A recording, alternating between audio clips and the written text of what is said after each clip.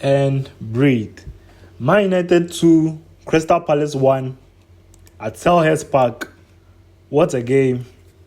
Let's quickly get into the match review. Again, it's your boy, the sports conversationalist, and let's get it.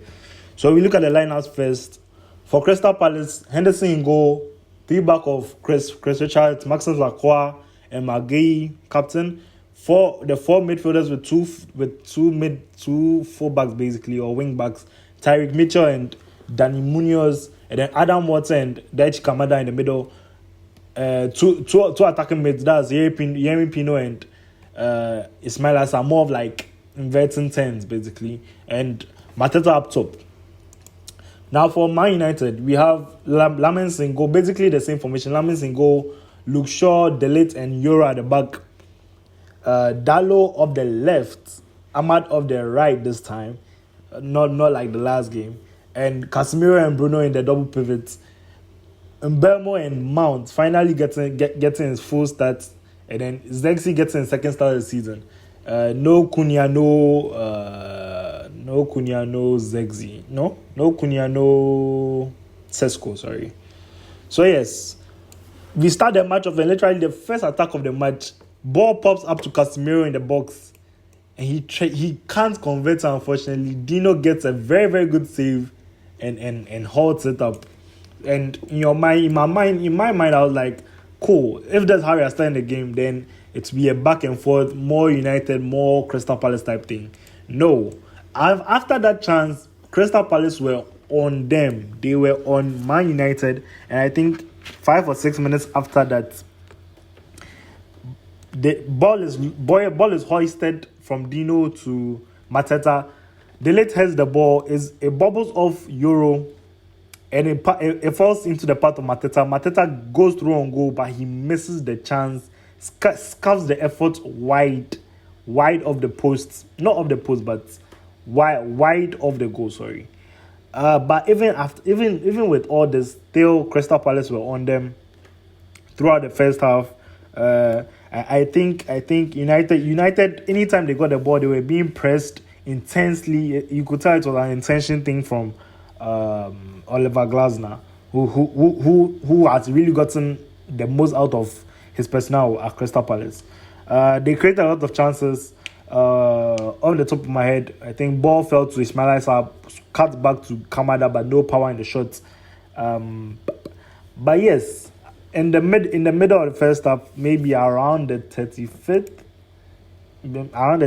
minute tops, Watson plays a beautiful one-time pass into the path of Mateta. He takes the control, so gets into the box and is tripped and fouled by Euro, and gets. I feel like the trip was there though, but there was a bit of theatrics to it. But that's how the game is right now. So penalties are awarded to Crystal Palace. Who else but Mateta to take it? He steps up and puts the bottom corner. Or so we thought. So he slotted in bottom corner, but for the first time since Atletico versus Real Madrid, so that's Alvarez's double touch incident. It's the same thing that was done here, but over here he was given the chance to retake it and puts it into the other bottom corner, so to his right bottom corner, making it 1-0 to Crystal Palace, and well deserved. Not against the run of play, well deserved by Crystal Palace. And even after that, they are still on them. Unfortunately, let's pop our prayers up to Ismail Assar. He had an injury at the start of the game and he couldn't play through it. Hopefully it's not really that deep and he can come back, because this season he has been lighting it up of the right hand side of Crystal Palace. But I digress. For United, I have some notes here. Even though they still won this game, there are still a lot of problems that I think are reoccurring even in this win. There was no middle play at all. They kept playing through the wide channels. No use of their midfield basically, and they always wanted to hoof the ball up. Like that was their first instinct, and especially in a game where you don't have a target man. Zirkzee is a very good. He's a very good player. Like, and I think he's a 9.5. He falls between the 10 and the 9. He's not a full 9. You can't really be doing that. But I digress. as I said, still in the first half, Crystal Palace are still on Man United. Ball gets to Yerempino in his half, plays a very nice darting pass, lofted pass into the path of Nketiah. The lid slips in his attempt to intercept the ball, and Nketiah is through on goal from maybe a little bit upwards of the halfway line. He has no one close to him, and he dilly-dallies his way into the box and takes and gives Shaw a chance to get a block. In that situation, I think he should have scored. It comes back to bite them eventually, as you guys will know, with the scores on the board. So it goes 1-0 to Crystal Palace into the break. And I don't know what Amorim told the boys or Man United during the break, but it seemed to work. They came out after the break, and literally, I think 4 or 5 minutes into the game, they were hot. Man United were pressing, like you could tell that there was something about them. And in the 54th minute, they had a set piece at basically half field. Bruno dings the ball into the path of Zirkzee. He takes a touch off his chest. He's pushed a little bit by Daichi Kamada towards the bar line. It doesn't phase him at all and strikes a thunderbolt with his left foot across Dean Henderson into the bottom corner or bottom side netting, making it 1-1. Bringing United level in the game. Maybe questions could be had about maybe Daichi Kamada maybe pushing up, like getting a bit physical with him, or Dino making that shot go through him. But I mean that's a very good finish, and for his first goal of the season, you can't be too mad at that. So 1-1 to United, and United are on them. And I don't know why, I don't know how, but Crystal Palace just switched off. They switched off, unfortunately, and for the next like 10-15 minutes after United's goal, after Zirkzee's goal, United was still on it.